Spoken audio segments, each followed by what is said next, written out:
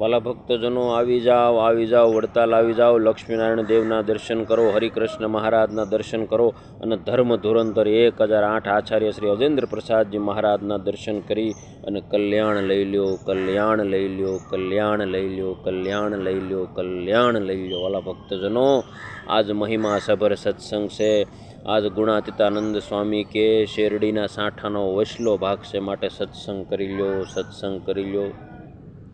આવું ધર્મકુળ મળ્યું, આવા ધર્મગુરુ મળ્યા. એ સત્યને માર્ગે આપણને અસત્યને માર્ગે એક ડગલું ન મૂકવા દે, ખોટી વાહવાહી ન કરે, માત્ર ને માત્ર ભગવાન સ્વામિનારાયણના સિદ્ધાંતની વાતો કરે, ભગવાન સ્વામિનારાયણને પામવાની વાતો કરે, દેહ સતા અક્ષરધામનું સુખ આપે. વાલા ભક્તો, અરે તમે રઘુવીરવાડીએ પધારો, આ લોકના સંકલ્પ તમને બંધ થઈ જાય, બંધ થઈ જાય. આવું દિવ્ય અને ભવ્ય વાતાવરણ રઘુવીરવાડીનું હોય, ધર્મગુરુના શરણોમાં આપણે હોય, પછી ધામને આપણે જરાય શેટું ન હોય. આવા ભગવાન સ્વામિનારાયણ મેળા છે. હે વાલા ભક્તજનો, ક્યાંક કોકના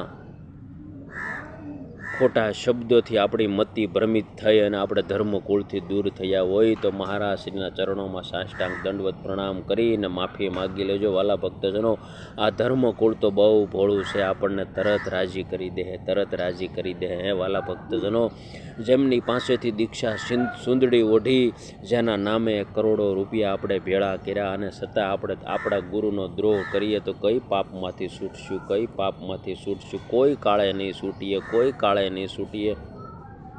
કારણ કે જેમના આશીર્વાદથી આપણી પાસે કરોડો રૂપિયાની સંસ્થાઓ છે, જેમના આશીર્વાદથી આપણી પાસે લાખો અને હજારો હરિભક્તોની ફોજ પણ થઈ ગઈ છે, એ માત્ર ને માત્ર ધર્મગુરુના આશીર્વાદથી થયું છે. આપણાથી કાંઈ નથી થયું.